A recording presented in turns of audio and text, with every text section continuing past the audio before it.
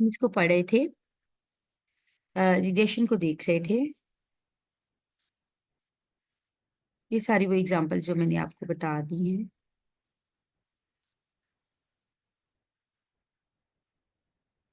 Friends, वो ये था कि वो फाइल डिफरेंट ओपन हो गई थी। तो चीज़ें वही हैं, यहाँ मैंने स्लाइड्स में उनको एक्सप्लेन किया हुआ है, लिखा हुआ है, और वहाँ हमने वो सारी चीज़ें जो हैं वो वर्ड की फाइल में लिखी हुई हैं, वही चीज़ें हैं सारी।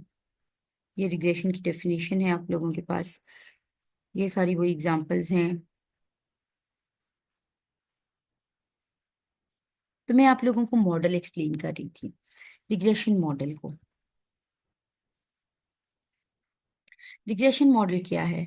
अगर ये आप लोगों के पास सिंपल लीनियर रिग्रेशन मॉडल है।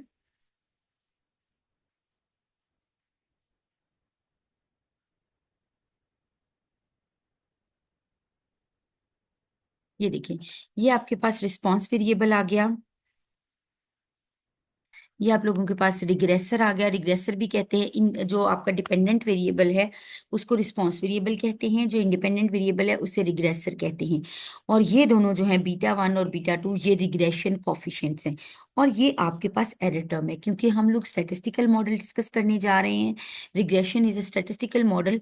तो ये टर्म ऑफ ये रैंडम एरर टर्म है, जब चीज़ों को एक जैसा ट्रीट कर लिया जाए, उसके बावजूद वहां पर जो है वो अनसर्टेनिटी आ जाए, यानी उसके बावजूद वहां पर डिफरेंसेस आए रिस्पॉन्सेज में। तो ये आप लोगों के पास रेंडम एरर टर्म है। ठीक है। तो यहाँ पे हमारे पास है डेटा एक दिया हुआ है। हम एक एग्जांपल करने जा रहे हैं सिंपल लीनियर रिग्रेशन की। The tensile strength of a paper product it is related to the amount of hardwood in the pulp। तो उसने कहा कि एक पेपर प्रोडक्ट है, उसकी स्ट्रेंथ कि वो कितनी मजबूत है वो डिपेंड करती है हार्डवुड, अमाउंट ऑफ हार्डवुड पर। ये देखें, वो अमाउंट ऑफ हार्डवुड यानी एक्स जो है वो आपके पास अमाउंट ऑफ हार्डवुड है, और ये स्ट्रेंथ है उस प्रोडक्ट की।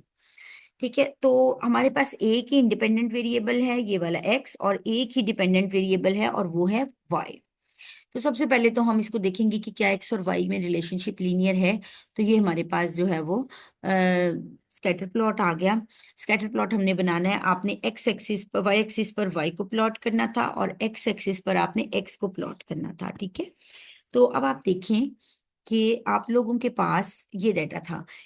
एक्स की वैल्यू मिनिमम 10 थी और मैक्सिमम इसकी वैल्यू 30 थी। तो आपने एक्स एक्सिस पर वैल्यूज प्लॉट करनी थी। आपने यहाँ हमने 5-5 के डिफरेंस पे रखी हुई है। आप चाहे 5-5 के डिफरेंस पे रख लें, आप चाहे 10-10 के डिफरेंस पे रख लें, it's up to you. Scale आपने खुद बनाने हैं।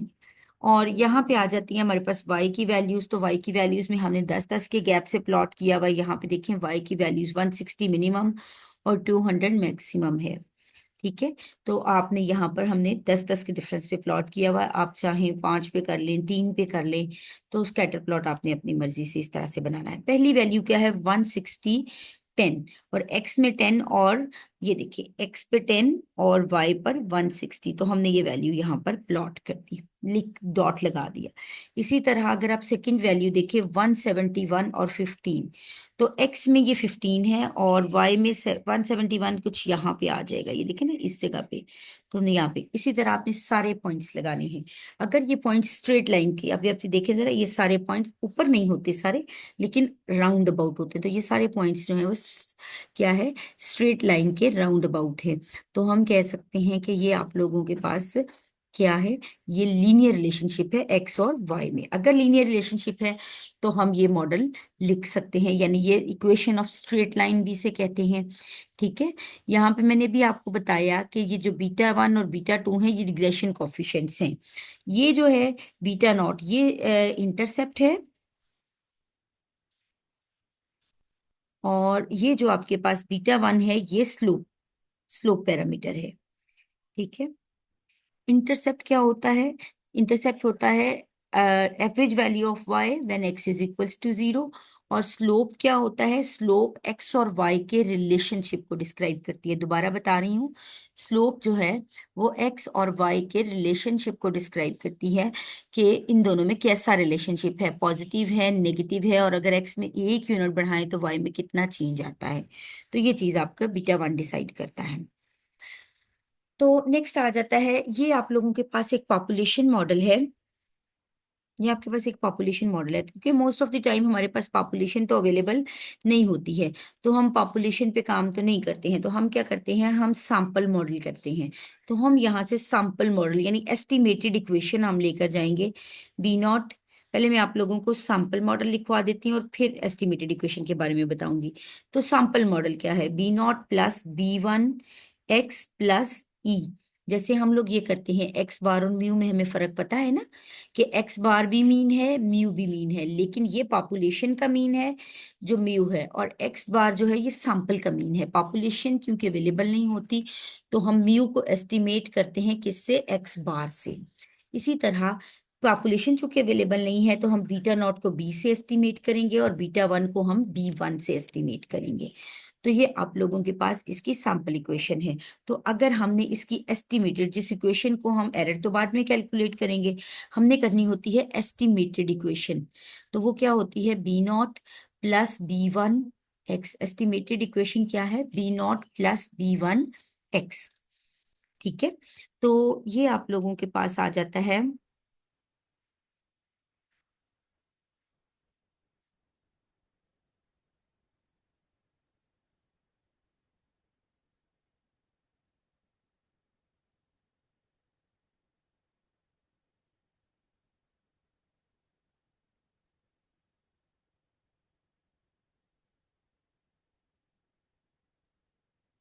तो एस्टिमेटेड इक्वेशन, अब हमने बी नॉट और B1 कैसे कैलकुलेट करने हैं, बहुत सारे मेथड्स हैं इसमें।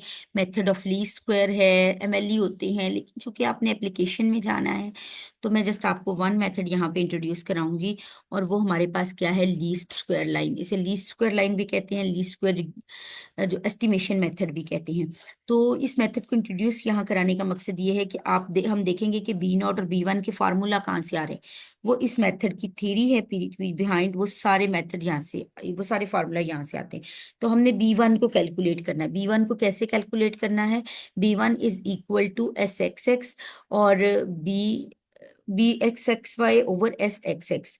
तो यहाँ पर मैंने बताया, अब ये दोनों चीजें, तो ये देखें, यहाँ पे हमने बताया कि SXY क्या है।